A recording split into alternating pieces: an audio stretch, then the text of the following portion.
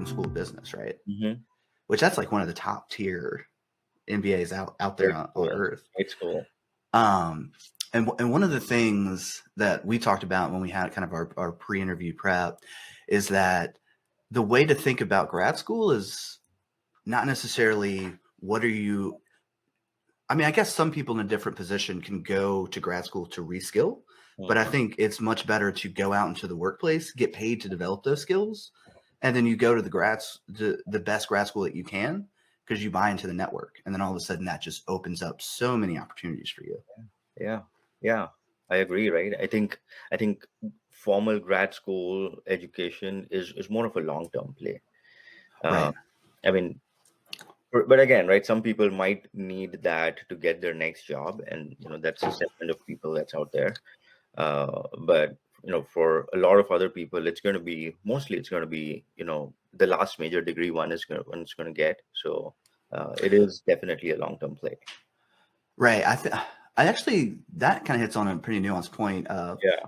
I went to get my MBA with a concentration in analytics Mm-hmm. to gain the confidence to then go pursue this career in Yep. this space. And what I'm realizing is that I didn't have to pay, $30,000 to go and do that. I could have, like, everything's permissionless. Like I can go and download data and start analyzing it and teaching it to myself. Like I don't need, a 30, 40. I mean, some of these grad schools are like well into the six figures Oh for yeah. just like 1 to 2 years, which Yeah. is Yeah. huge. Yeah. But all right, so now let's kind of circle it back to the topic at hand here, which is, do you have any just, I guess, like career advice cornerstones, or what would be your advice to someone who is, so the two people we have on the call right now Mm-hmm. are currently they've worked in analytics, they have multiple years of experience. How can they go about expanding their career and kind of growing it? Yeah. Yeah. It all starts with, first of all, we all talk about growing careers and expanding careers. But for some people, maybe the definition of growth and expansion is different, right? Mhm. They might have a different personal situation or different personal goal, and they are just happy doing what they're doing. And I think that's absolutely a fine, thing to do, right? One doesn't have to always think about, the next promotion or the next raise and all that, right? Life is much bigger than that. But then, so it all starts with intention, right? Like where do you see yourself? Who are you intrinsically, and what matters to you the most, right? So for some people, growth could be being really good at the data science work that they do, right? Mhm. um, it doesn't have to be being a manager. It just could be like, I am the best individual contributor in terms of data science that I can be. And the market is great, right? It pays well. One can build a whole career out of that and not having to manage anybody really. um, the the the co-founder of HubSpot, Dharmesh Shah, he's the CTO of HubSpot, or was the CTO. He is still the CTO of HubSpot, and he says he doesn't manage a single person, right?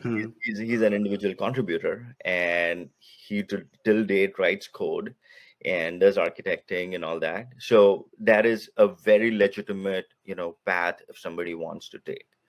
And just, Okay, so I have thoughts on this, and I kind of yeah, want to go get your ahead, opinion on this. go ahead. Okay, so I think that there's two tracks essentially. So Yeah, you could be a subject matter expert, because a lot of people come to me and they're like, oh, I want to learn machine learning, I want to do yeah, predictive, like all this really advanced stuff. It's like you can do that and you can specialize on that, but that's you're going to be an individual contributor most likely. right. And like I was talking to a recruiting agency, and I mean some of the top tier Amazon analysts who are just individual contributors are making multiple hundreds of thousands of dollars. Absolutely.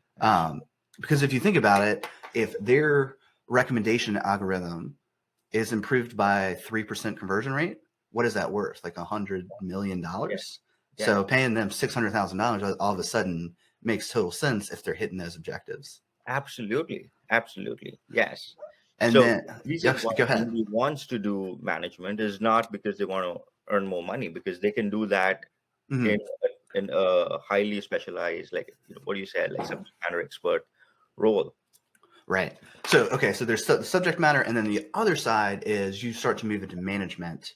and then you start getting into teams, and Hmm. then it's the leverage there is not your specific and unique knowledge space. It's that there, instead of just having you solve the problem, you now have six people plus you kind of driving the forces, and Yeah, that's really, really powerful in terms of the economic output that you can achieve from that. that's right. I like how you're thinking about it, right? Because it's really the economics, right? The value you bring to the business, right? You Right. get out of it essentially, right? We should, if you just think about it from that perspective, right?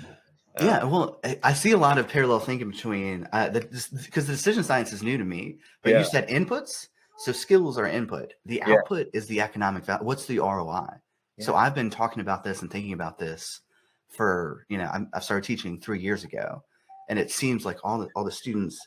I think what it is they get anxious, so they just double down and they take course after course. So they study and they study and they study.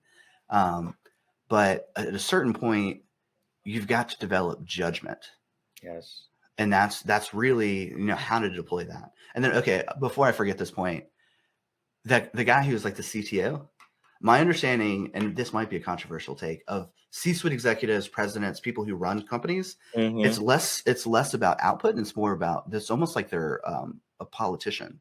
Yeah. Like they are thinking about the vision, they're thinking about, has everyone happy, is everything working. They're less doing the day-to-day work. And Yeah. because a lot of people see that and they're like, well, these people are what, they're just taking all this money and there's no value. It's like, well, if you develop the right strategic partnerships and you chart the right course, I mean, that could be the difference between the business existing and not existing. Absolutely. Absolutely. I think it reminds me of 2 points, right? One is it depends on the stage the company is. So Jeff Bezos in one of his interviews mentioned that he gets paid to make small number of high impact decisions.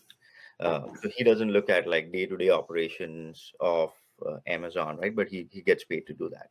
It also depends on where the company is. When Amazon was a startup, or I mentioned about HubSpot, when it was a startup, like these guys were in the trenches, right? Building Right.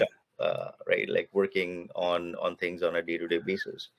Um, yeah, so it kind of really depends on what's the need and where somebody is. Right. And it's interesting though, because now that I'm thinking about it, I'm like kind of piecing all these thoughts together. In order for you to develop judgment, which I think is a skill set into itself, you have to have consequences or skin in the game. Yeah, Was it Nassim Taleb who wrote that book, Skin in the Game? yeah, yeah, yeah, yeah, yeah. Where it's like, if you just learn skills in a vacuum and it's a practice set and there's no outcome, I mean, you're kind of learning, like you might know the mechanisms and like where to mash the buttons, but that's only the input. It's not, the process and then to the output.